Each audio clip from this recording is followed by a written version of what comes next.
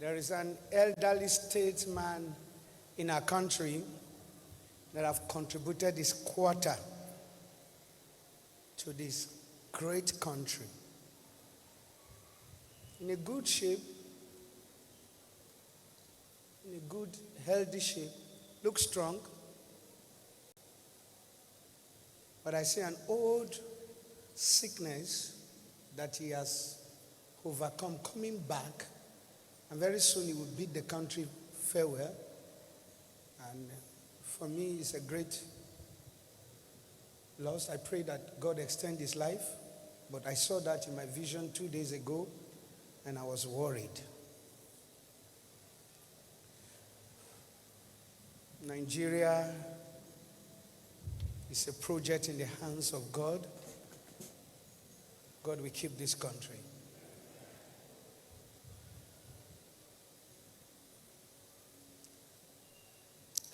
The country Zambia, there's a great spiritual revival that is about to happen in the country of Zambia. Please, this is not a political prophecy. This is a spiritual one.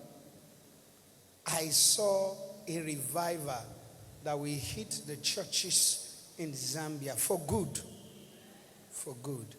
I saw rain of the Spirit. So much. And God said to me to speak to the young ministers in Zambia. Go and honor your fathers in the land, not foreigners. Your fathers in the land. Your real fathers in Zambia, who are Zambians, who are spiritual fathers. Go and honor them. The angels around them are not happy. Honor them. Whether you like them or you don't like them, the keys to the next generation is in their hands. Not in the hands of foreigners. Honor your fathers in the land. Because there's a revival. There's a revival. God is bringing back the glory back to Zambia that will shake the southern region from there. Give Jesus a clap offering.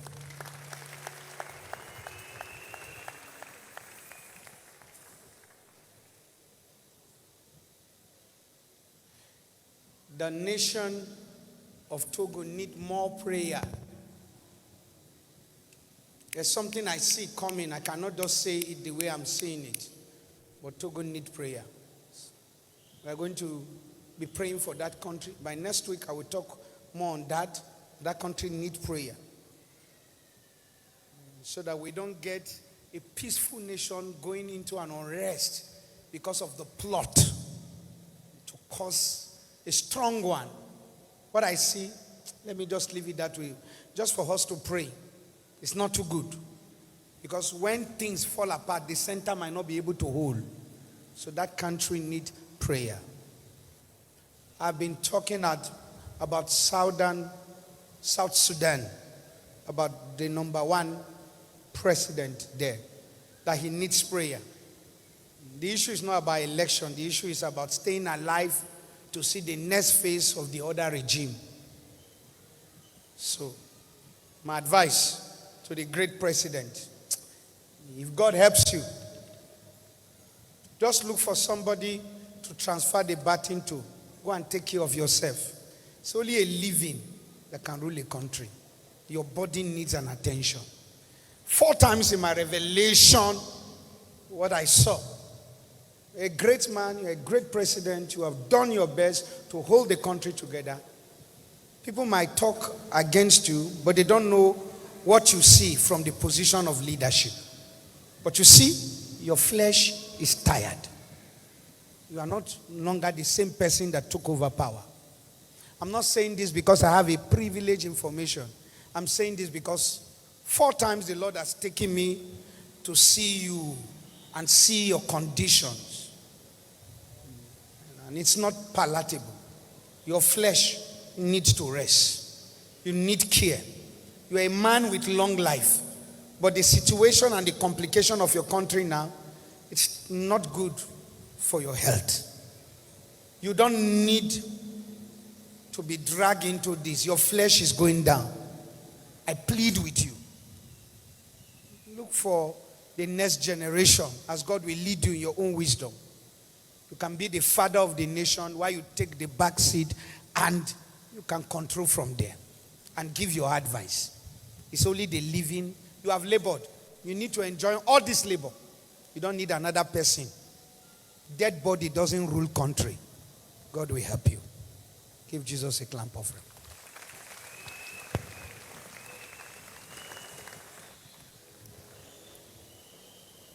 Prophecy is not necessarily calling names, locations. Prophecy is just simply revealing the mind of God, either by edifying encouragement, by words of prayer, or by words of revelation, or by words of knowledge.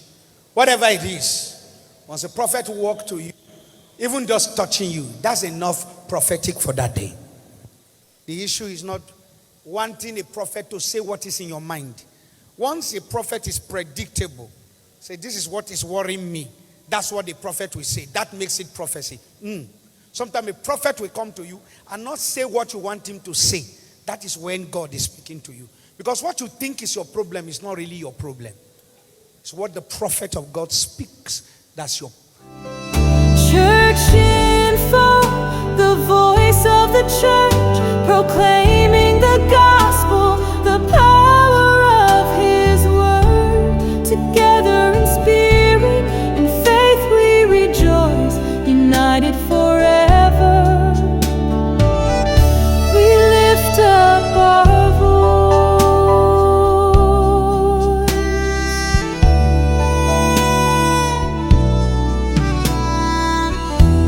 Through valleys of trial, his promise is near.